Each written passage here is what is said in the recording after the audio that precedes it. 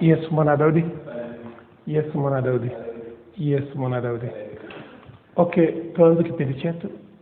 Leo tarehe 13 mwezi wa kwanza mwaka 2022.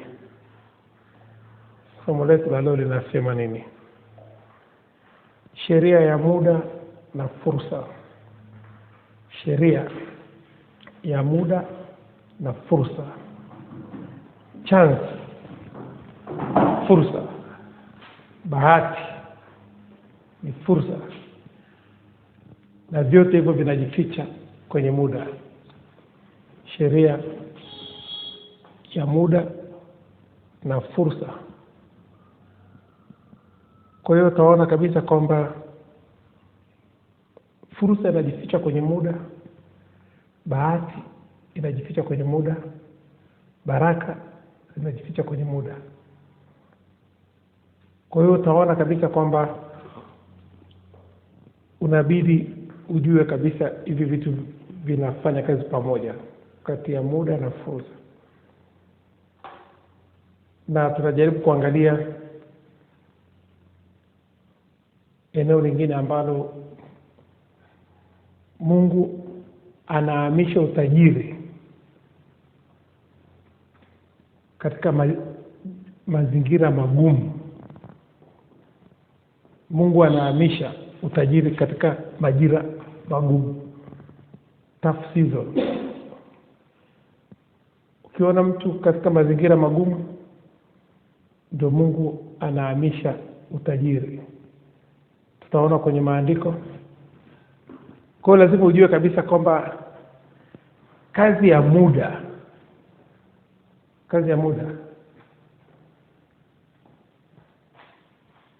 ni kutoa majibu ya watu na vitu. Kazi ya muda inatoa majibu ya watu na vitu, kwa sababu kuna siku ya kuzaliwa na kuna siku ya kufa. Kwa hiyo Mungu aliumba muda kwa sababu ya kutoa majibu ya watu na vitu. Utaona bidhaa zimeandikwa muda wa kuisha matumizi, expire date. Utaona watu wanaondoka, vitu vinachoka, watu wanazeeka. Muda unatoa majibu. Watu wanakuwa maskini, watu wanakuwa matajiri. Ni muda unatoa majibu. Kwa sasa lazima ujue kabisa muda na fursa vinafanya kazi pamoja. Na huwezi kupata fursa kama hujatumia muda wako vizuri. Fursa inakwenda kwa watu ambao wanatumia muda vizuri. Watu wote waliopata fursa duniani walikuwa wamejiandaa. Na kazi ya muda ni kujiandaa. Mungu amekupa muda ili ujiandae kwa sababu ya kitu fulani. Na una masaa 24. Kama hakuna kitu unachojiandaa nacho, tafuta kitu, anzisha kitu ambacho utakuwa unajiandaa nacho. Hata mahindi ukiweka shambani, unayapa muda wa mavuno. Yanapita kwenye mchakato kutoka kwenye ardhi, inapita kwenye vitu vingi mpaka yanafikia kuzaliwa, kuvuna mahindi. Kwa hiyo lazima ujue kabisa kwamba muda una uhitaji na unao. Na muda unafanya kazi na fursa. Ndio eneo ambalo tunataka tuliangalia. Na muda ndio unahamisha utajiri kutoka kwa mtu mmoja kwenda kwa mtu mwingine. Muda ndio unaohamisha utajiri kutoka kwa mtu mmoja kwenda kwa mtu mwingine. Mwisho muda unahamisha utajiri kutoka kwenye vitu kwenda kwa watu. Muda unahamisha utajiri kwenye madini unakwenda kwa watu. Almasi, dhahabu, tanzanite, vitu mbalimbali, biashara. Muda ndio unahamisha. Ukitumia muda vizuri tu, unakusaidia wewe kuhamisha utajiri kutoka kwenye vitu na watu na kuja kwako. Ukitumia muda vizuri. Kwa sababu Paulo anasema alipokuwa mtoto mchanga, alisema kama mtoto mchanga, alifahamu kama mtoto mchanga, na alifikiri kama mtoto mchanga. Alipokuwa mtu mzima aliyabadilisha mambo ya kitoto. Kwa hiyo hiyo yote ni muda. Ni muda. Na muda kila mtu Mungu anampa. Kutumia muda wako vizuri unahamisha vitu. Muda una uwezo wa kuhamisha mlima. Unaona mlima Kilimanjaro hapo ulipo. Ukiwalipa watu, ukawapa muda, wanausawazisha, wanauhamisha. Ukilipa watu tu hela, mlima Kilimanjaro, ukawapa muda, miaka 3, miaka 4, wanausambaza wote. Leo watu wa China kazi ya kuondoa mlima Kilimanjaro pale, wanauondoa. Wa China wanauondoa. Wape muda tu. Kimpa Mchina kazi ya kujenga barabara, cha kwanza ni muda. Ana set. Anaweka muda. Kimpa kujenga gorofa, cha kwanza ni muda. Mtu akikwenda shule ni muda. Kwenye ubunifu ni muda. Muda una majibu ya kila kitu. Kwa hiyo sasa lazima ujue kabisa kwamba muda na fursa vinafanya kazi pamoja. Sasa ukiona hakuna fursa ambayo imekuja kwako, ina maana chunguza kwenye muda wako. Kwenye muda wako unajiandaa na kitu gani? Ni kitu gani ambacho unajiandaa nacho kupitia muda wako? Ili fursa ikija ikukute umeiva, uko tayari. Kwa hiyo lazima ujitahidi uhakikishe unatumia muda vizuri ili muda uvute fursa. Muda ndio unao attract fursa kwa watu wanaotumia muda vizuri. Unavuta fursa nyingi. Kiangalia watu wote ambao wamechaguliwa kuwa viongozi serikalini, kwenye makampuni, walijiandaa na muda wao. Leo wanaitwa viongozi, wanatawala watu na vitu kwa sababu walitumia muda vizuri. Kazi ya muda ni kufikiri kwa kina, kutafakari. Kazi ya muda ni kutengeneza mawazo mapya. Kazi ya muda ni kutafuta taarifa. Kazi ya muda ni kuandaa mazingira. Kazi ya muda ni kuandaa mazingira. Kazi ya muda ni kufikiri mpaka upate mafunuo, mpaka upate majibu. Kazi ya muda sio kutafuta fedha. Kazi ya fedha ni kuokoa muda wako. Kile utakachofikiri ndicho kitakacholeta fedha, sio muda. Sio kutumia muda kutafuta fedha. Utakuwa umepita shortcut. Tena kwenye maandiko, tuangalie kwenye kitabu cha Mhubiri sura ya 9 mstari wa 11. Mhubiri 9:11, neno la Mungu linasema nini? Mhubiri 9:11, neno la Mungu linasema,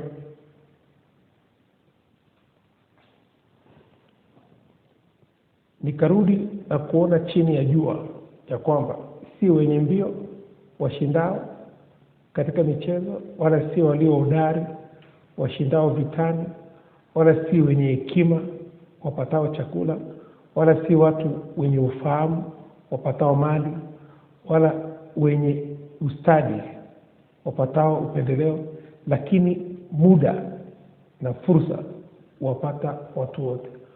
Muda na fursa wapata watu wote. Muda unampata kila mtu na fursa inampata kila mtu. Nyakati na bahati, wakati na bahati unampata kila mtu.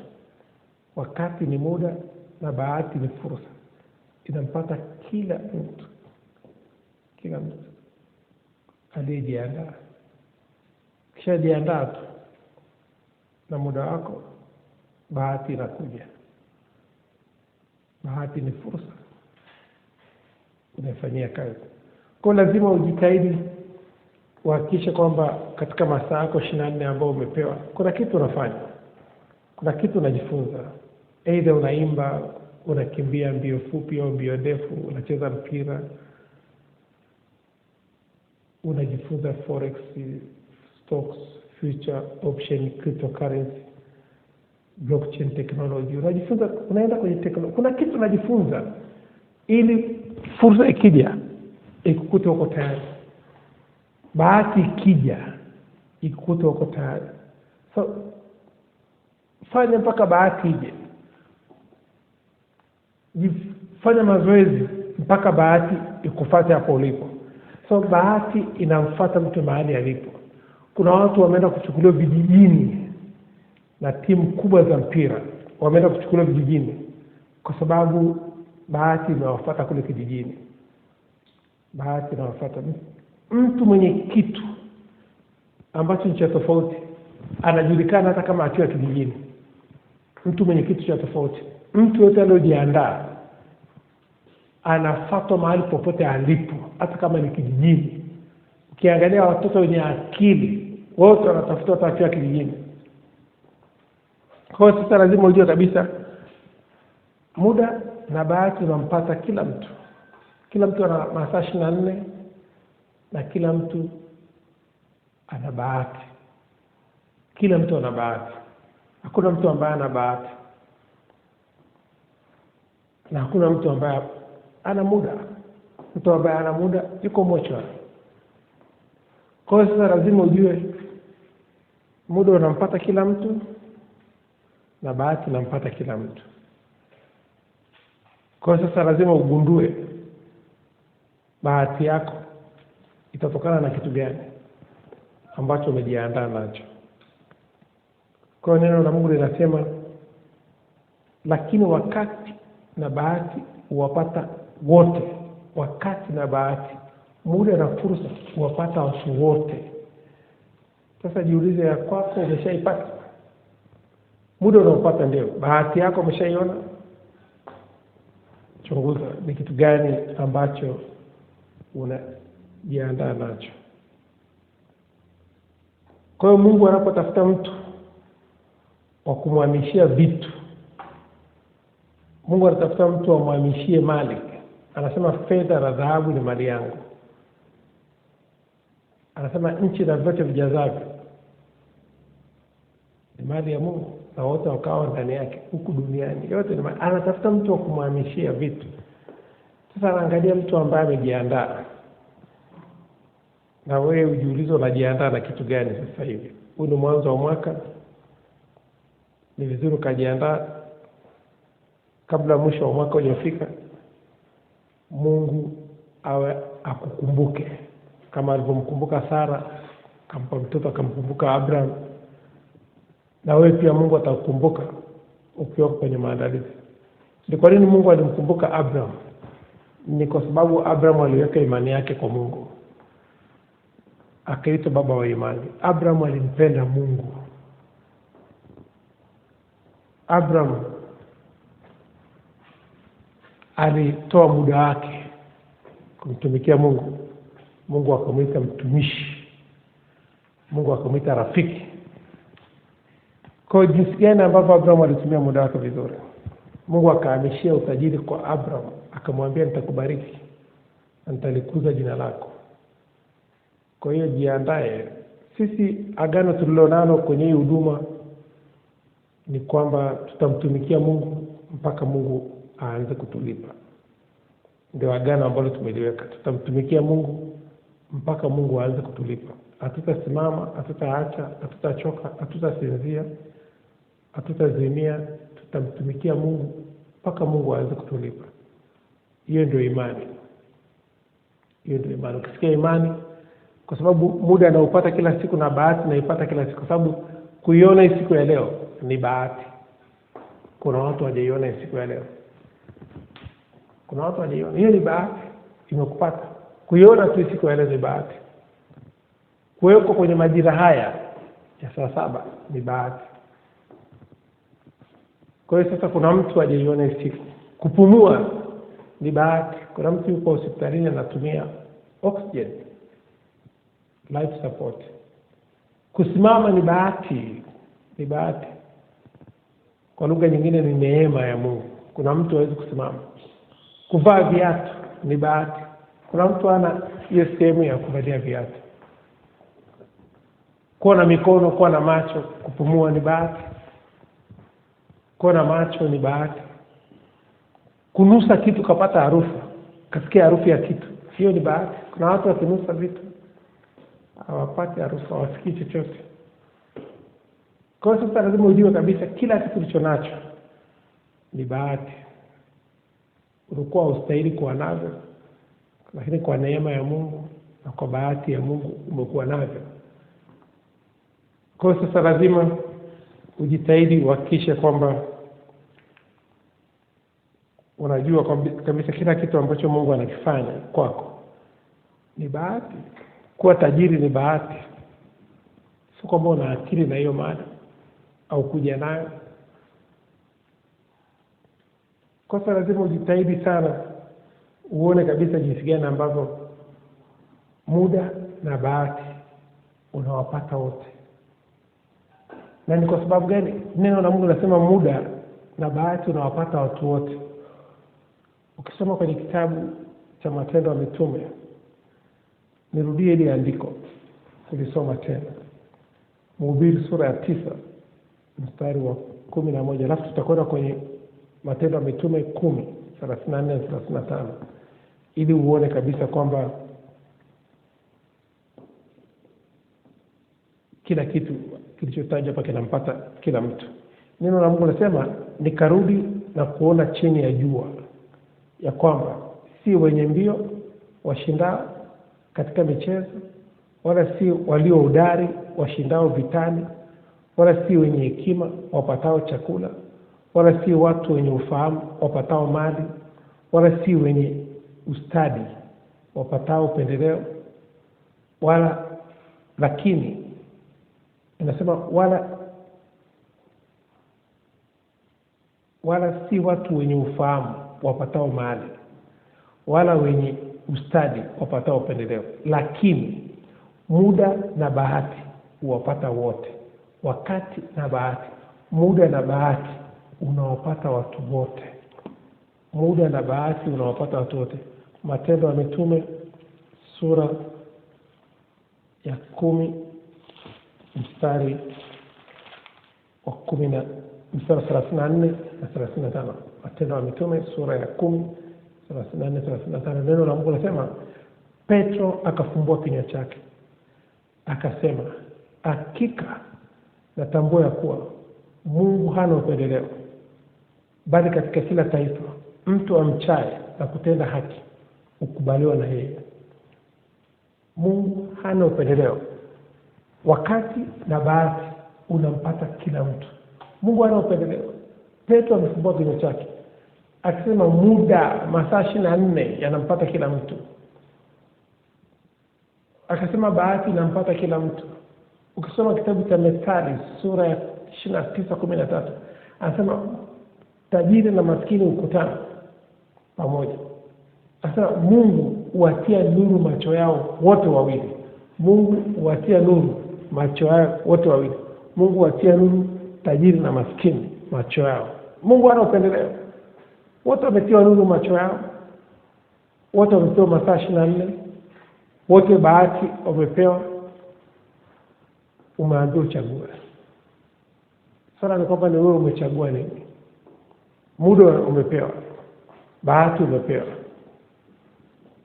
Kwa hiyo sasa wewe ndio uchague. Muda umepewa na fursa umepewa. Bahati ni fursa umepewa. Kuiona hii siku ya leo tu ni fursa umepewa. Hiyo ni bahati. Unaitumiaje siku ya leo? Kwa hiyo lazima ujue kabisa kwamba Mungu hana upendeleo. Kwa sababu wote tumepewa masaa 24, wote macho yetu yametiwa nuru, wote tumepewa bahati, wote jua linatuangazia, mvua ikinyesha inanyeshea wote, tumepewa oksijeni wote, tunapumua, tunakanyaga ardhi wote. Na sasa ujue kwamba Mungu hana upendeleo. Swala ni kwamba wewe umechagua nini? Hiyo ndio changamoto iliyopo, kwamba umechagua nini. Kile ulichokichagua ndicho utakachokiishi. Kumbukumbu la Torati 30:19. Kumbukumbu la Torati 30:19. Neno la Mungu linasema, nazishuhudia mbingu na nchi juu yenu vile kuwa nimekuwekea mbele yako uzima na mauti, baraka na laana. Nimekuwekea mbele yako uzima na mauti, baraka na laana. Basi chagua uzima ili uwe hai, wewe na uzao wako. Na umepewa majibu. Umewekewa mbele yako uzima na mauti, ukawekewa baraka na laana.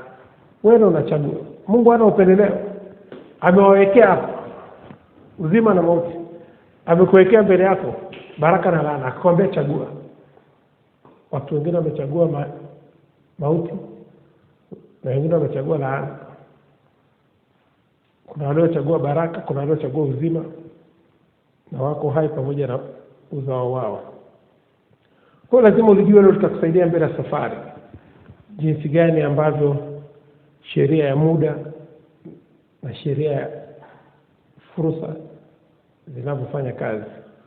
Kwamba ukifuata sheria tu, ukifuata kanuni, so kanuni ya utajiri inajulikana ni seed time and harvest. Taweka mbegu chini, taipa muda utavuna. Kwamba Mungu hadhihakiwi. Chochote apandacho mtu ndicho atakachovuna. Sheria ya muda na fursa. Nikusomee sheria ya muda na fursa. Sheria ya muda na fursa, tuende kwenye kitabu cha Mathayo sura ya 7 mstari wa 12. Mathayo 7:12. Hii ni sheria ya muda na fursa. Sheria ya muda na fursa inasema, basi yoyote mtakayo mtendewe na watu, nanyi watendeeni hivyo hivyo. Maana hiyo ndiyo Torati na manabii. Yoyote mtakayo mtendewe na watu, nanyi watendeeni hivyo.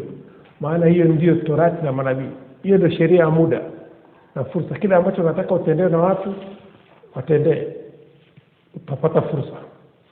Muda unao tayari. Hiyo sheria inajirudia kwenye kitabu cha Luka 6:31. Luka 6:31 neno la Mungu linasema, sheria ya muda na fursa. Na kama mtakavyo watu wawatendee ninyi, watendeeni hivyo. Kama mnavyotaka watu wawatendee ninyi, watendeeni hivyo. Nikusomee andiko lingine ambalo linasimama kwenye sheria ya muda. Wagalatia 6:10. Wagalatia sura ya 6 mstari wa 10. Neno la Mungu linasema, Wagalatia sura ya 6 mstari wa 10. Neno la Mungu linasema, kwa hiyo kadri tupatavyo nafasi na tuwatendee watu wote mema, na hasa jamii ya waaminio. Na kadri tupatapo muda, yaani muda tumeshapewa, tupatapo muda, tupatapo fursa. Kila unapopata fursa, unapopata muda, watendee watu wote mema, na hasa jamii ya waaminio. Sasa angalia sheria ya muda. Muda umeshapewa, fursa umeshapewa. Alafu naambiwa kwa kadiri upatavyo nafasi na tuwatendee, na kadri tupatavyo nafasi na tuwatendee watu wote mema, hasa jamii ya waaminio. Tayari muda kwa kadri tupatavyo nafasi, tenda mema. Kila dakika ukipata, tenda mema. Lakini dakika tayari unazo, umeshapewa. Tayari umeshapewa. Na hakuna nafasi isiyokuwa na muda. Kila nafasi inayopatikana kuna muda uko ndani. Space and time. Kila nafasi ina muda ndani. Hakuna nafasi ambayo ina muda. Na kila nafasi ina fursa ndani. Hakuna nafasi ambayo ina fursa. Kila nafasi utakayopata itumie vizuri. Kuna fursa mbele yake. Umepata nafasi ya kuhubiri injili, hubiri injili, kuna fursa mbele yake. Kwa sababu kila muda utakaopata, kila nafasi utakaopata, kuna muda ndani yake. Tumia muda vizuri. Umepata nafasi, itumie vizuri. Tumia huo muda vizuri. Ukishapewa nafasi tu ya kusimama mahali ukaambiwa ongea dakika 5, tumia huo muda vizuri. Kila nafasi na muda ndani yake. Kwa hiyo kwa kadri tupatavyo nafasi, na tuwatendee watu wote mema, na hasa jamii ya waaminifu. Watu wote, haijataja dhehebu, haijataja mtu wa imani gani. Imesema watu wote. Mpende jirani yako kama unavyopenda nafsi yako. Hiyo ni sheria ya muda na fursa. Kwa kadri unavyopata nafasi, tenda mema, uende zako. Usitaki kusubiri malipo. Kwa hiyo lazima ujitahidi, uone kabisa katika hilo eneo linafanya kazi. Na kumbuka, fursa siku zote, fursa na muda umechanganyika na majira magumu. Tough time. Yaani fursa na majira hivi ni vitu vile vimechanganyika na vitu vigumu, kwa sababu watu wengi hawatumii muda vizuri, na fursa wakizipata hawazitumii vizuri kwa sababu vimechanganyika na vitu vigumu. Na ndio sababu neno la Mungu linasema Mathayo 11:12, tangu siku za Yohana Mbatizaji hata sasa ufalme wa mbinguni unapatikana kwa nguvu, na wenye nguvu ndio wanaoteka. Kwamba sheria ya fursa, sheria ya muda na fursa inahitaji nguvu. Inahitaji nguvu. Ili uweze kutumia muda wako vizuri, unahitaji nguvu. Ili uweze kutumia fursa vizuri, unahitaji nguvu. Kwa hiyo lazima ujue kabisa kwamba ufalme wa Mungu unapatikana kwa nguvu. Luka 16:16 neno la Mungu linasema Torati na manabii vilikuwapo mpaka Yohana. Tangu wakati huo habari njema ya ufalme wa Mungu utangazwa, na kila mtu mwenye muda na fursa hujiingiza kwa nguvu. Kila mtu mwenye muda na fursa hujiingiza kwa nguvu. Kila mtu mwenye nafasi, muda na fursa hujiingiza kwa nguvu. Sasa leo muda unao, kila mtu mwenye muda anajiingiza kwa nguvu, na muda umeshapewa. Bali utafikiri kwanza ufalme wa Mungu na haki yake, na mengine yote mtazidishiwa. Na wakisikia na kumtumikia, watapisha siku zao katika kufanikiwa na miaka yao katika furaha. Nanyi mtamtumikia Bwana Mungu wenu, naye atabarikia chakula chako na maji yako, nami nitakuondolea ugonjwa juu yako. Kwa hiyo sasa lazima ujue kabisa kwamba kila unapopata nafasi, ina maana umeshapata fursa. Tumia muda vizuri. Tumia huo muda vizuri. Sababu kila nafasi ina muda ndani. Ndio sababu kuna wakati wa kuzaliwa na kuna wakati wa kufa. Kuna wakati wa kupoteza na kuna wakati wa kupata. Kwa hiyo lazima ujue kabisa kuna muda ndani. Kila kitu kina muda ndani. Kwa hiyo lazima ujitahidi ujue kabisa kwenye muda kuna majira magumu, na kwenye fursa, kwenye muda kuna wakati mgumu, na kwenye fursa kuna wakati mgumu. Na Mungu anahamisha utajiri, anahamisha mali kwenye kipindi kigumu. Kama kipindi kama hiki cha corona, ndio kipindi ambacho Mungu anahamisha utajiri kutoka kwa mtu mmoja kwenda kwa mtu mwingine. Watu wengi sasa wameshindwa kuelewa. Hiki ndio kipindi ambacho inabidi umshukuru Mungu kuliko vipindi vyote duniani. Kwa sababu ukiangalia historia ya Biblia nzima, wakati Mungu anahamisha utajiri kutoka upande mmoja kwenda upande wa pili, haikuwa kwenye kipindi kirahisi, ni kwenye kipindi kigumu. Kulikuwa kuna vita, kuna ukame, kuna magonjwa. Ndio kipindi Mungu anahamisha utajiri.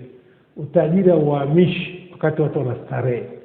Utajiri unahamishwa kwenye majira magumu. ndio utajiri unatoka kwa mtu mmoja kwenda kwa mtu mwingine.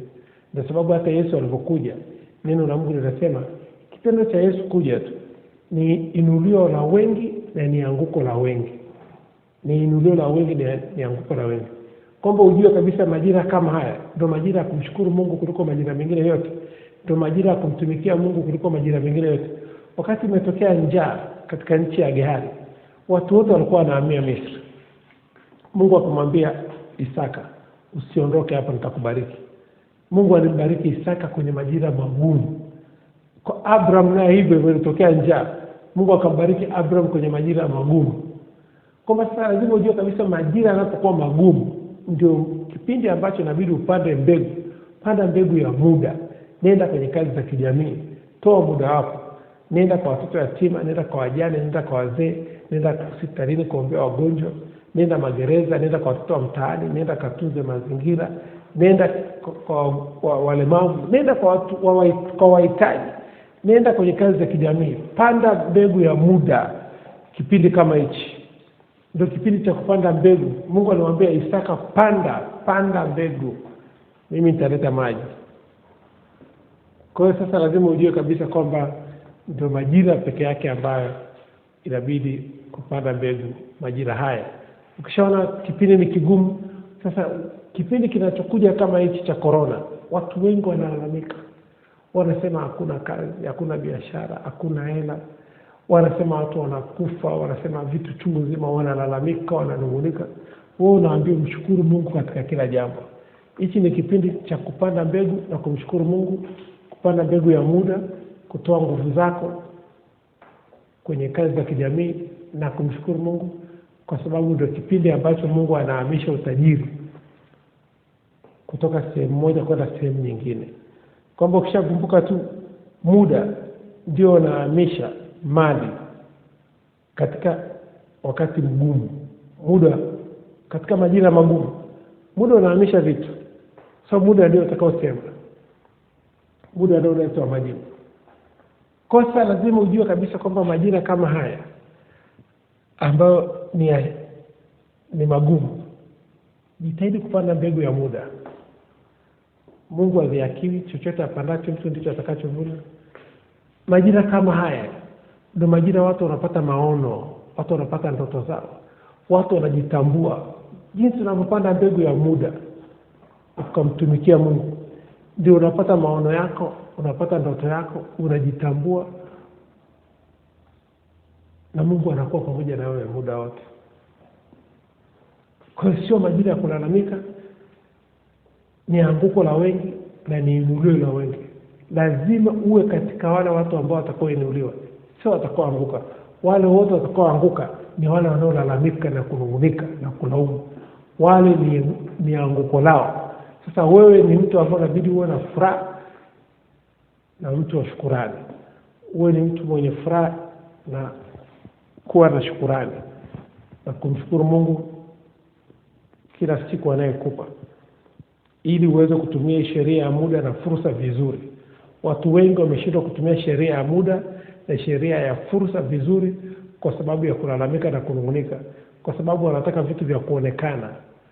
Hawako tayari kupanda mbegu za kiroho, hawako tayari kutoa muda wao, hawako tayari kutoa nguvu zao. Wanataka kulipwa. Leo wazungu wanatoka Ulaya, wanatoka Marekani, wanatoka nchi mbalimbali, Australia, wanakuja Tanzania kukaa kwenye vituo vya watoto yatima, kwenye hospitali, kwenye NGOs, kwenye makanisa, kwenye mashule, kwenye serikalini, kwenye vikundi vya kina mama. Wanakuja kujitolea kufanya kitu. Wanakuja huko Afrika kuja kufanya research, utafiti wa kitu fulani. Wanakwenda kwenye kambi za wakimbizi kwenda kujitolea. Lakini huwezi kusikia Waafrika wanafanya hivyo vitu. Kama Mwafrika anatafuta kituo cha watoto yatima kwenda kujitolea, utatusikia sisi tu tunaongea mambo. Hawa wengine mpaka siku wana birthday, kuna kitu wamekumbuka, ndio wanakwenda huko. Lakini sisi tunakwenda kila siku. Kwa sababu sheria ya muda ni ya kila siku. Lazima ujifunze kutoa fungu la 10 la muda. Masaa 2 na dakika 40 ni ya Mungu. Katika masaa 24, fungu la 10 ni masaa 2 na dakika 40. Huo ni muda wa Mungu. Usiutumie kwenye kitu chochote, utaenda kuulizwa huo muda. Utaenda kuulizwa muda. Hilo ni deni unaandikiwa kama umetumia muda wa Mungu vibaya. Kwa hiyo lazima ujitahidi kulipa fungu la 10 la muda kwa kwenda kwenye kazi za kijamii, kwenda kumtumikia Mungu. Kwa hivyo Mungu amekwambia haya masaa mengine tumia, lakini haya masaa 2 na dakika 40 ni ya kwangu. Usiyatumie kwenye kitu kingine, tumia kwenye mambo yangu. Nenda kaguse watu, kaguse maisha ya watu na huo muda. Kwa lazima ujitahidi uhakikishe unatumia muda wa Mungu vizuri. Kama vile sisi tulivyosema tutamtumikia Mungu mpaka Mungu aanze kutulipa. Hatutasimama. Na tunajua muda ndio unaohamisha utajiri na mali kutoka kwa mtu mmoja kwenda kwa mtu mwingine. Muda wako ukifika tu, majira yako yakifika, hivyo vitu vyote vitakuja. Neno la Mungu linasema utakuwa kama mti uliopandwa kando kando ya vijito vya maji, uzao matunda yake kwa majira yake, wala jani lake halinyauki, na kila alitendalo litafanikiwa. Kwa hiyo lazima ujue kabisa kwamba muda na majira ni kitu cha msingi sana. Na ndivyo vilivyobeba fursa, na ndivyo vilivyobeba maisha yako. Muda na majira ndio nyakati zilizobeba maisha yako. Tumia vizuri. Na ndio sababu sisi tulipewa agizo la kufundisha swala la muda.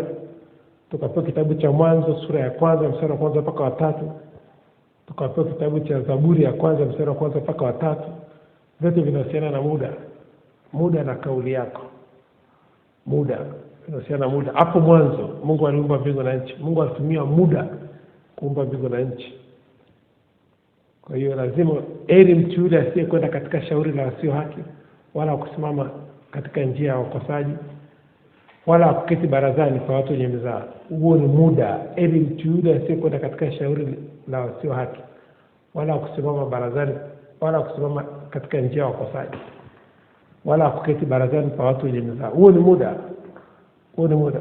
Anabarikiwa mtu wa namna hiyo. Mtu anayeheshimu muda, mtu anayeukomboa wakati, anabarikiwa. Anabarikiwa. Kwa hiyo lazima ujitahidi kutembea na hii sheria ya muda na fursa. Utafanya vizuri sana. Isaya 48 mstari wa 17. Isaya 48:17 neno la Mungu linasema nini? Isaya 48:17, hii ni andiko linalotembea na sheria ya muda na fursa. Neno la Mungu linasema, Bwana mkombozi wako, mtakatifu wa Israeli, asema hivi: mimi ni Bwana Mungu wako, nikufundishaye ili upate faida, nikuongozaye kwa njia ikupasayo kufuata. Mungu anakufundisha njia ya kupata faida. Ukishaanza kutembea kwenye sheria ya muda na fursa, Mungu anakufundisha, Roho Mtakatifu anakufundisha njia ya kupata faida kwenye hiyo kazi unayofanya.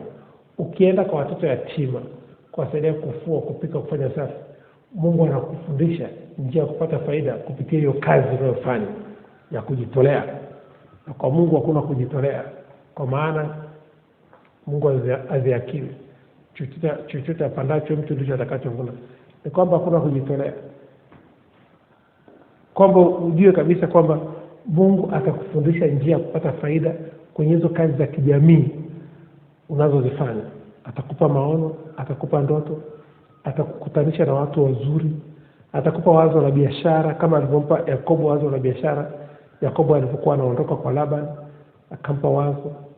Atakupa wazo la biashara, atakukutanisha na watu wazuri. Kwa sababu Mungu hampi mtu fedha. Mtu anakupa wazo la dola milioni 1. Mungu hampi mtu dola milioni 1. Anakupa wazo la dola milioni 1. Unashangaa mtu anakuja na dola milioni 1 anakuwekea kwenye mikono yako. Anakupa wazo. Sasa wazo ndilo linalovuta mtaji. Wazo ndilo linalovuta mtaji. Ndilo linalofuata mtaji. Mtaji unafuata wazo. Kwa hiyo Mungu akishakupa wazo, wawekezaji wanakuona. Wanakuja wanawekeza kwako.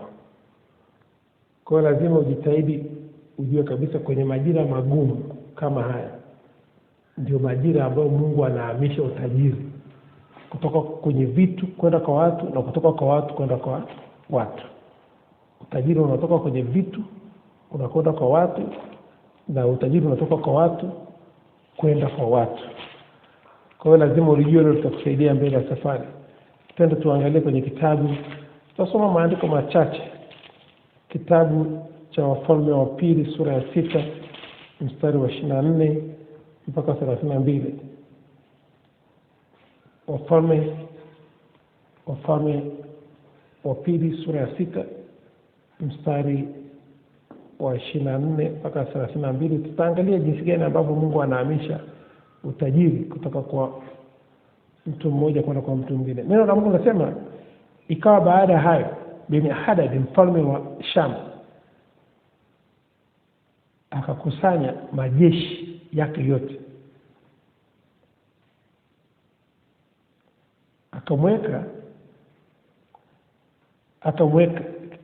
akakwea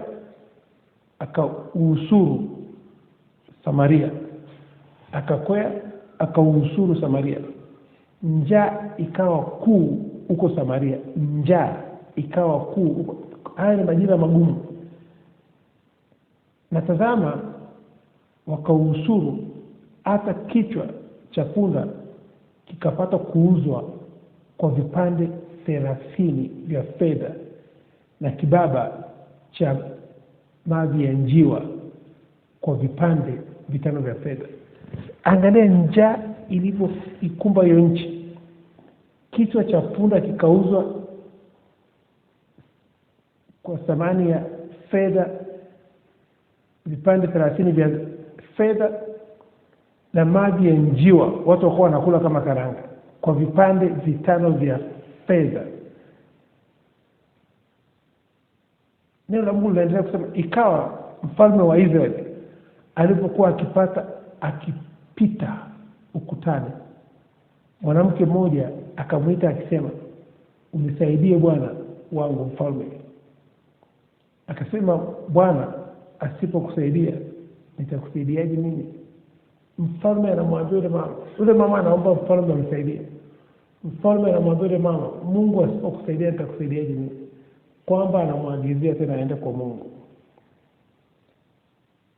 Mfalme sasa lazima uangalie jinsi gani ambavyo kulitokea njaa. Bwana asipokusaidia nikusaidieje mimi? Kusa jaribu kuangalia. Alafu neno la Mungu nasema,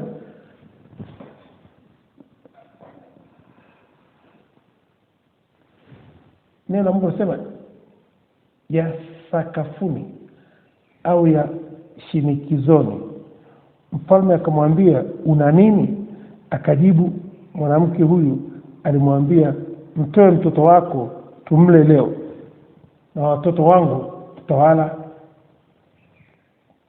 siku ya pili. Watu wanatoa mtoto kwa sababu ya njaa, wanakula watoto. Anakamwambia, mtoe mtoto wako tumle leo, na mtoto wangu tutamla kesho. Hiyo ni njaa imetokea.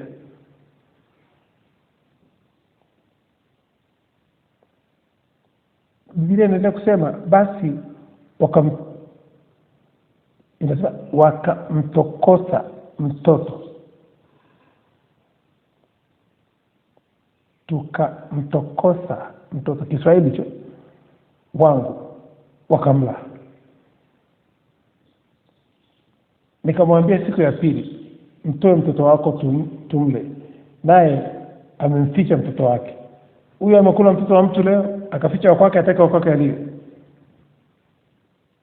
Ikawa mfalme aliposikia maneno hayo, mwanamke aliyararua mavazi yake, naye alikuwa akipita juu ya ukuta, na watu wakaona na tazama, ilikuwa amevaa magunia ndani ya mwili wake. Sasa jaribu kuangalia, hicho ni kipindi kigumu kimepita. Hicho ndio kipindi ambacho Mungu anahamisha utajiri. Ukiendelea kusoma huko chini utaona jinsi gani ambavyo mfalme alimwambia kwamba kesho tuendelee kusoma. Ndipo akasema nifanyie hivyo kuzidi.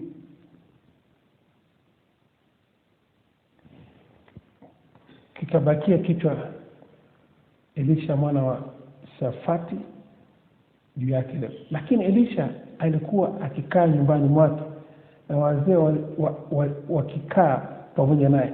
Mfalme akamtuma mtu wa mbele yake, lakini hata kabla ya kufika kwake yule aliyetumwa akawaambia wazee, je, wamuona jinsi huyo mwana wa muuaji alipotuma aniondolee kichwa changu? Angalieni. Sasa ukijaribu kuangalia, hichi ni kipindi kigumu, watu wanapita. Hicho kipindi kama hicho ni kipindi ambacho Mungu anahamisha utajiri kutoka upande mmoja kwenda upande mwingine. Kwa hiyo na wewe unapoona kipindi kama hichi, panda mbegu ya muda. Usile mtoto wako. Usile mtoto wako. Yaani kwa lugha nyingine, usile mbegu. Usile mbegu. Yule mtoto ni mbegu. Usile mbegu. Panda mbegu. Panda mbegu ya muda. Majira kama haya unaona vitu havijakaa sawa. Unatafuta kazi upate kazi. Umesoma na vyeti, umemaliza shule. Fanya kama wazungu wanavyofanya. Huu ni ushauri ambao nakupa. Fanya kama wazungu wanavyofanya. Wanatoka kwao, wanakuja kukaa kwenye vituo vya watoto yatima miezi 3, miezi 6, miezi 9 mpaka mwaka. Wakitoka hapo wamepata maono. Tafuta kituo chochote cha watoto yatima. Arusha, Mwanza, Dar es Salaam, Nairobi, Kigali, Rwanda, Uganda, Kampala. Nenda, kakae huko. Utakula chakula cha watoto, utalala pale. Weka kazi yako, wasaidie kazi. Pika, fua, fanya safi. Soma neno la Mungu, kaa kwenye maombi. Muombe Mungu akupe maono. Unaomba maono kwa matendo. Neno la Mungu linasema kwenye kitabu cha Yakobo sura ya 1 mstari wa 5 na 6, na mtu akono akipungukiwa na maono, akipungukiwa na ndoto, akipungukiwa na hekima na maarifa, akipungukiwa na chochote kile, na aombe dua kwa Mungu awapaye wote kwa karimu wala akemei, naye atapewa. Ila aombe kwa imani, aombe kwa matendo. Nenda kwenye kituo, piga kambi pale, kaa pale, fanya zile kazi. Nataka nikuhakikishie utamaliza mwaka, Mungu atakutembelea. Mungu atakukumbuka kama alivyomkumbuka Sara na alivyomkumbuka Abraham. Mungu atakukumbuka. Nenda kwa malengo. Matarajio yako hayatakatiliwa mbali. Nenda ukiwa na matarajio kwamba Mungu atanipa maono, atafungua akili yangu, atafungua ufahamu wangu, atanijulisha ndoto yangu, kusudi langu na mimi kwa hapa duniani. Na ndivyo Mungu atakapofanya. Nenda na Biblia yako, kalamu na daftari, soma. Ukishamaliza kazi za watoto, soma, ingia kwenye toba, fanya hizo kazi. Utaona Mungu atafungua milango na madirisha. Nenda kakae pale, kwa sababu lazima kwenye majira magumu kama haya, panda mbegu ya muda. Panda mbegu ya muda. Toa muda wako mwingi kwenye kitu kimoja kinachomhusu Mungu. Utakutana na Mungu. Abraham alikutana na Mungu kwa staili hiyo. Musa alikutana na Mungu kwa hiyo staili. Daudi alikutana na Mungu kwa hiyo staili. Na wewe nenda kwenye kazi za kijamii. Nenda kwenye kazi za kijamii. Kwenye kipindi kigumu kama hichi, tafuta kituo, tafuta shule, tafuta hospitali, angalia una elimu gani. Elimu ulionayo, tafuta mahali pa kwenda kujitolea. Elimu ulionao, ujuzi ulionao, nguvu ulionazo, akili ulionazo, kila kitu unaweza, kazi za mikono unazoweza kufanya, nenda kujitolea. Kwa sababu unajua kufua nguo zako, unajua kupasi nguo zako, unajua kufanya usafi chumbani kwako, unajua kubrush viatu, unajua kupika chai, unajua vitu. Nenda kafanya hivyo vitu kwa watoto yatima. Hivyo vitu mtu yote, unajua kutunza bustani. Nenda kwenye kituo, kafanya hizo kazi za mikono. Nenda kwenye shule yote, wao wanataka kujitolea, na shule ya boarding, na utakaa hapo shuleni. Jitolee shule ambayo ina boarding, ukae hapo shuleni. Hakikisha unaenda polisi, unachukua barua ya tabia njema, una kitambulisho cha NIDA na kitambulisho cha kupiga kura, unachukua barua mtendaji wa kata au mwenyekiti wa mtaa. Hizo ni document za kuonesha kwamba wewe ni raia mwema. Kienda mahali popote unaacha photocopy. Unaenda ustawi wa jamii, unaambia ustawi wa jamii, mkoa wote ukienda kuna ofisi za ustawi wa jamii, na ustawi wa jamii ndio wanaomiliki vituo vya watoto yatima. Ukienda pale ukiwaambia nimekuja kujitolea kwenye kituo, naomba mnipeleke kwenye kituo chochote mnachokijua, dokumenti zangu hizi hapa, nimetoka sehemu fulani, wanakupeleka. Na ukiwa na hizo karatasi, nenda kwa barua ile ya tabia njema kutoka pale polisi. Nenda polisi, unapewa barua ya tabia njema. Ukishapewa barua ya tabia njema, wanachukua alama ya vidole. Polisi wanachukua alama ya vidole. Ukienda Nairobi, wakiona ile barua, wanaijua. Nairobi wanajua zile barua ni za polisi, umechukuliwa vidole.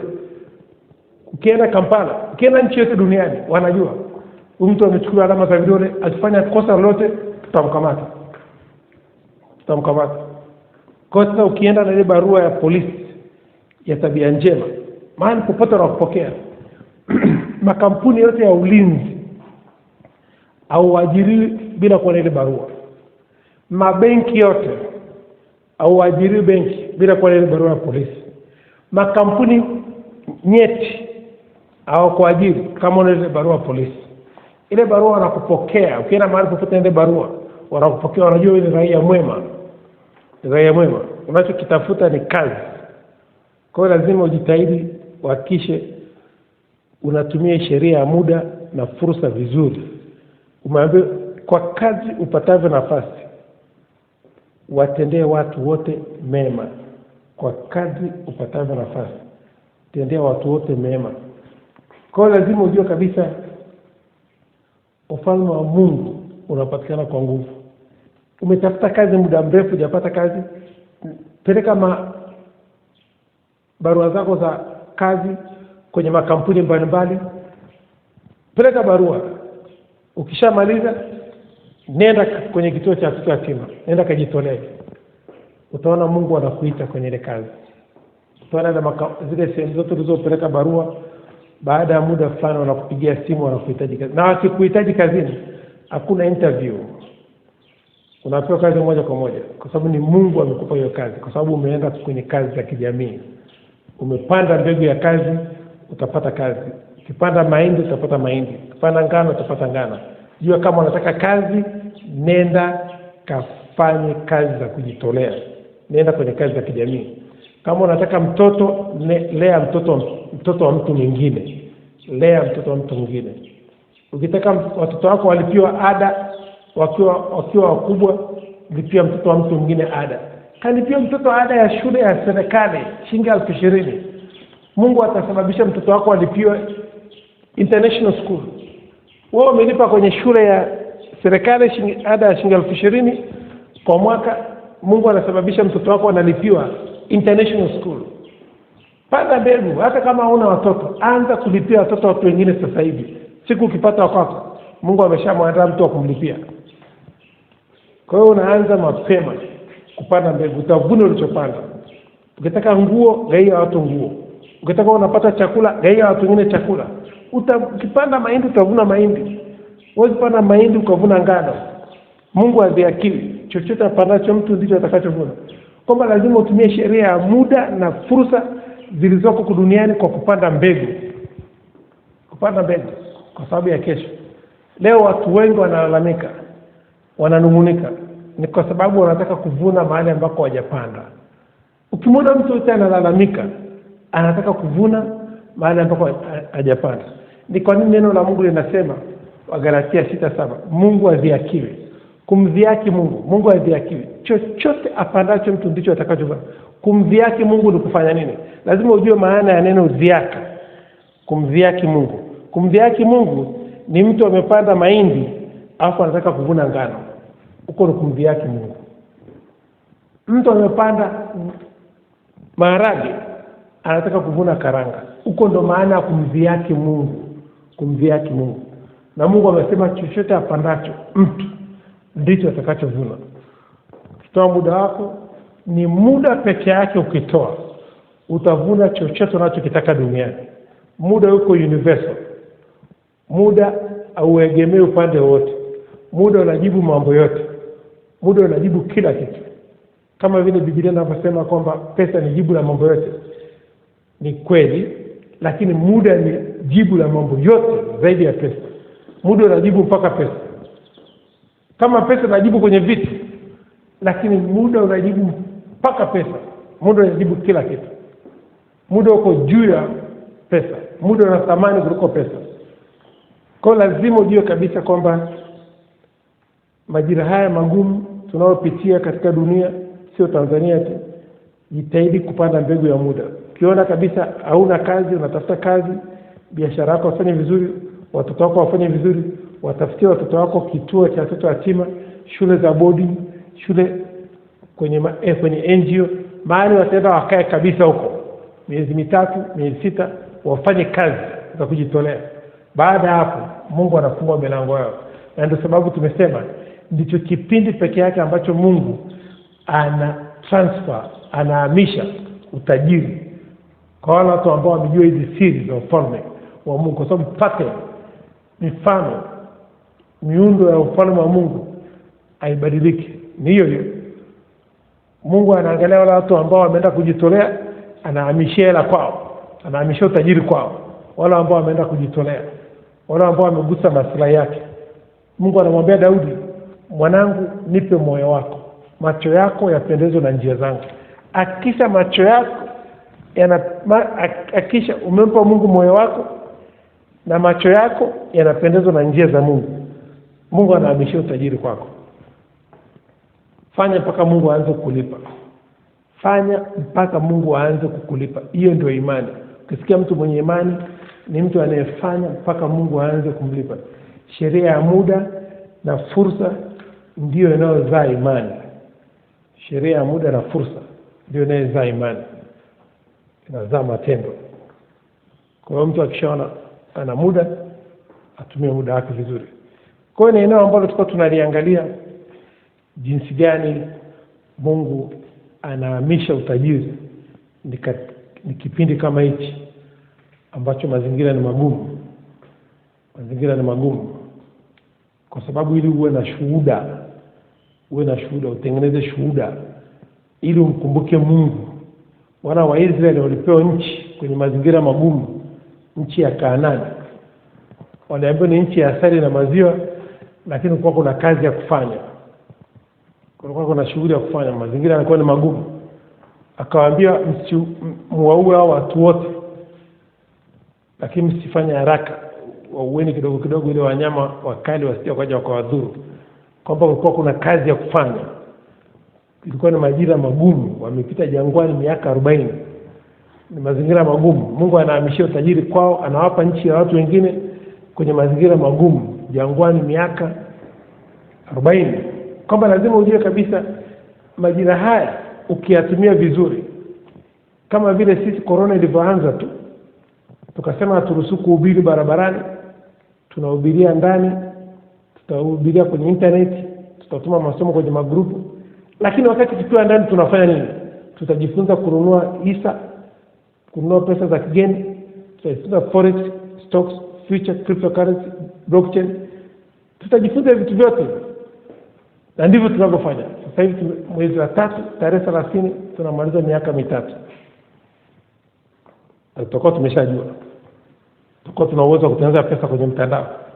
Kwamba mazingira magumu kama haya ndio Mungu anahamisha utajiri. Kisha mazingira ni magumu, tumia fursa iliyoko katika yale mazingira. Tumia fursa iliyoko kwenye mazingira magumu. Mazingira magumu yanakuja na fursa. Kila changamoto ina fursa ndani yake.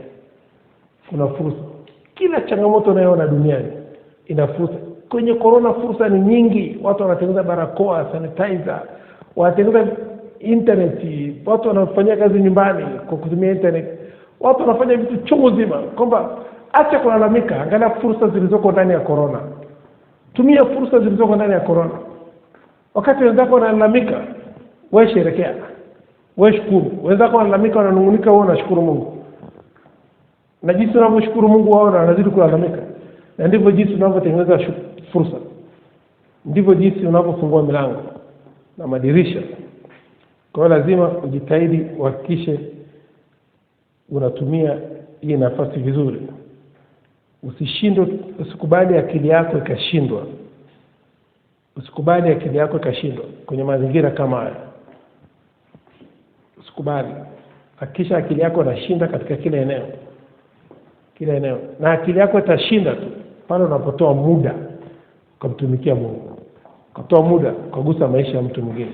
Ni muda tu, sio vitu. Muda. Nenda kwenye kazi za kijamii. Muda wangu umeisha. Kwa hiyo tunaangalia sheria ya muda na fursa inavyohamisha vitu na watu. Inahamisha mali, inahamisha watu, inahamisha utajiri kutoka kwa mtu mmoja kwenda kwa mtu mwingine. Kwa hiyo lazima ujitahidi ukumbuke kwenye majira magumu kama haya ndio majira ambayo Mungu anahamisha utajiri kutoka sehemu moja kwenda sehemu nyingine. Asanteni kwa kunisikiliza. Mungu awabariki sana. Tutamshukuru Mungu kwa dakika chache alafu tumalize. Baba Jehova, katika jina la uweza la Yesu Kristo wa Nazareth. Baba Jehova, katika jina la uweza la Yesu Kristo wa Nazareth. Baba Jehova, katika jina la uweza la Yesu Kristo wa Nazareth. Mtakatifu Mungu wa Bwana wetu Yesu Kristo, Baba wa utukufu, Mungu wa Abraham, Isaka na Yakobo, Mungu wa wanafunzi wote wa Kingdom Business Clubship duniani. Baba Jehova, tunasema asante. Mungu wa kila mtu mwenye pumzi, kila mtu mwenye mwili, na msifu Bwana katika jina la uweza la Yesu Kristo Nazareth. Roho Mtakatifu, tunasema asante kwa majira haya ya saa 8 tunayafurahia na kushangilia katika jina la uweza la Yesu Kristo Nazareth. Tunabariki majira saa 8 na kuyatakasa kwa damu ya Yesu Kristo Nazareth.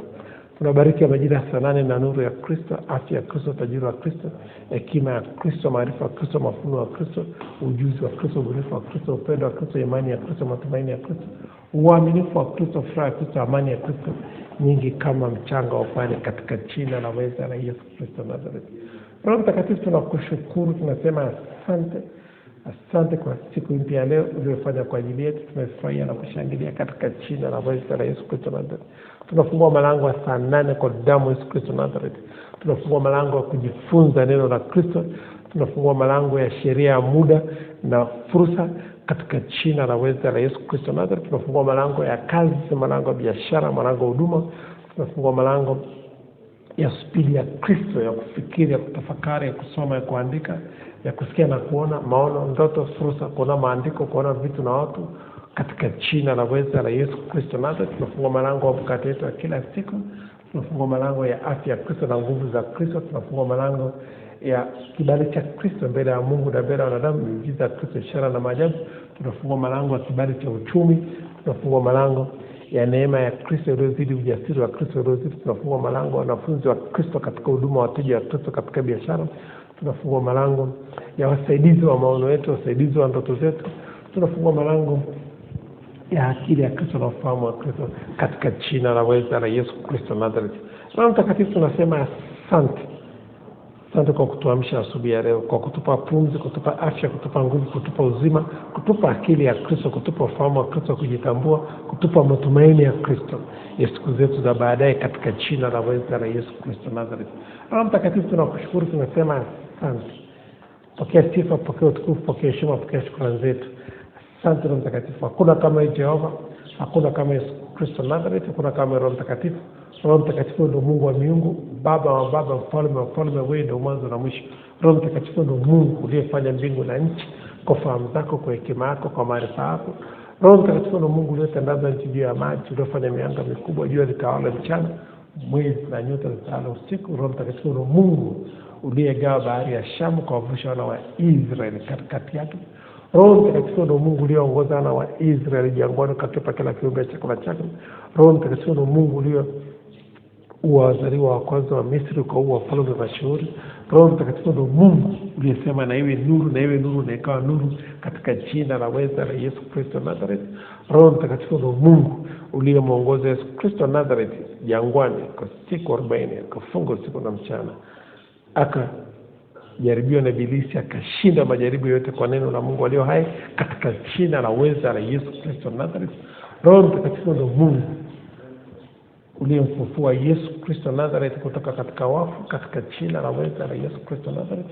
Roho Mtakatifu ndio Mungu uliye sema na iwe nuru, na iwe nuru, na ikawa nuru, katika jina la uweza la Yesu Kristo Nazareth. Roho Mtakatifu ndio Mungu uliyetusamea maovu yetu, tukatuponya na magonjwa yetu yote kwa damu ya Kristo Nazareth iliyomwagwa msalabani. Roho Mtakatifu ndio Mungu uliyetusamea madeni yetu ya kiroho na ya kimwili kwa damu ya Kristo Nazareth iliyomwagwa msalabani. Roho Mtakatifu ndio Mungu uliyetulinda tangia tulipozaliwa hadi leo, ukatufunika kwa damu ya Yesu Kristo Nazareth, ukatupa ulinzi wa moto, ulinzi wa malaika, katika jina la uweza la Yesu Kristo Nazareth.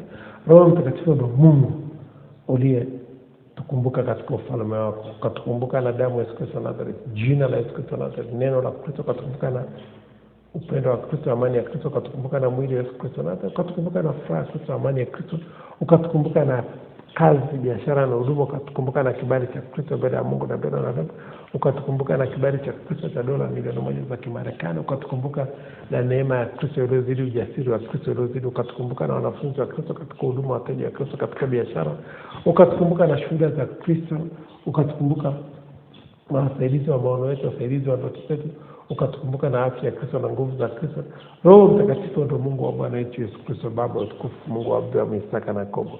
Unastahili sifa, unastahili hekima, unastahili nguvu, unastahili uweza, unastahili kuabudiwa, unastahili shukrani, unastahili utukufu, unastahili heshima, unastahili baraka, unastahili utajiri, katika jina la uweza la Yesu Kristo Nazareth. Roho Mtakatifu tunasema asante kwa kujibu maombi yetu, tunaamini na tumepokea katika jina la uweza la Yesu Kristo Nazareth.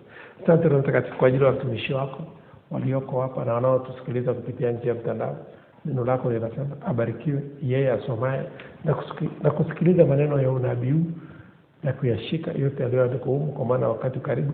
Roho Mtakatifu, watumishi wako walioko mahali hapa wametoa muda wao kusikiliza neno lako, kusoma neno lako, kuandika neno lako. Ninakuomba Roho Mtakatifu, bariki kazi ya mikono yao, bariki biashara zao, bariki huduma zao, bariki familia zao, bariki nyumba zao, bariki mawazo yao, bariki muda wao, bariki imani zao, bariki mawazo yao, bariki chochote atakachotia katika mikono yao kikapate kuongezeka, kikapate kufanikiwa. Bariki chochote atakachowaza katika akili zao wakapate kukiona katika mikono yao, katika jina la uweza la Yesu Kristo Nazareth. Roho Mtakatifu, tunasema asante kwa kujibu maombi yetu, tunaamini na tunapokea katika jina la uweza la Yesu Kristo Nazareth. Roho Mtakatifu, tunakukaribisha tena majira haya ya saa 8 uwe mwalimu wetu, tuonyeshe njia zako, tufundishe mapito yako. Utupe akili ya Kristo, tupate ufahamu wa Kristo, utupe akili ya Kristo, tupate akili ya Kristo ya kutafuta kwanza ufalme wa Mungu na haki yake, na mengine yote tutazidishiwa. Utupe akili ya Kristo, tupate akili ya Kristo ya kukomboa wakati, kwa maana zamani hizi ni za uovu. Utupe akili ya Kristo, tupate akili ya Kristo ya kufanya kazi ya ada, kazi ya Yesu, kazi ya Injili, katika jina la uweza la Yesu Kristo Nazareth. Roho Mtakatifu, tunasema asante kwa kutupa akili ya Kristo, kutupa sheria ya muda na fursa. Asante Roho Mtakatifu, asante kwa kutuongoza, asante kwa kutuvusha mwaka, asante kwa kutupa mkate wetu kila siku. Tunakaribisha tena majira haya ya saa 8 uwe mwalimu wetu, utuonyeshe njia zako, utufundishe mapito yako. Karibu Roho Mtakatifu, katika jina la uweza la Yesu Kristo Nazareth tumeomba na kushukuru. Haleluya, amen. Tutakwenda kwenye sala ya toba, tutasema Yesu mwana wa Daudi mara 3. Nikisema jina langu Billy Mush, nasema jina lako. Turudia maneno: Yesu mwana wa Daudi, Yesu mwana wa Daudi, Yesu mwana wa Daudi. Mimi Billy Mush, naomba nirehemu, naomba nirehemu, naomba nirehemu. Unisamehe makosa yangu, unisamehe dhambi zangu zote, unisamehe maovu yangu yote, uniponye na magonjwa yangu yote, unisafishe kwa damu yako takatifu. Kuanzia leo ninakiri nimekuwa kiumbe kipya, ya kale vipita. Futa jina langu katika kitabu cha mauti, andika jina langu katika kitabu cha uzima. Asante Mungu kwa kunipenda. Asante Yesu Kristo Nazareth kwa kuniokoa. Asante Roho Mtakatifu kwa kunifundisha. Asante malaika wa Mungu kwa kunilinda, katika jina la uweza la Yesu Kristo wa Nazareth. Hallelujah, amen. Tarudia maneno haya nikisema jina langu Billy Mush, nasema jina lako. Hakika miujiza ya Kristo, ishara na maajabu zitanifuata mimi Billy Mush siku zote za maisha yangu, nami nitakaa nyumbani mwa Bwana milele na milele. Hallelujah, amen. Tajirika na muda, tumia muda kibiashara. Asante Mungu awabariki.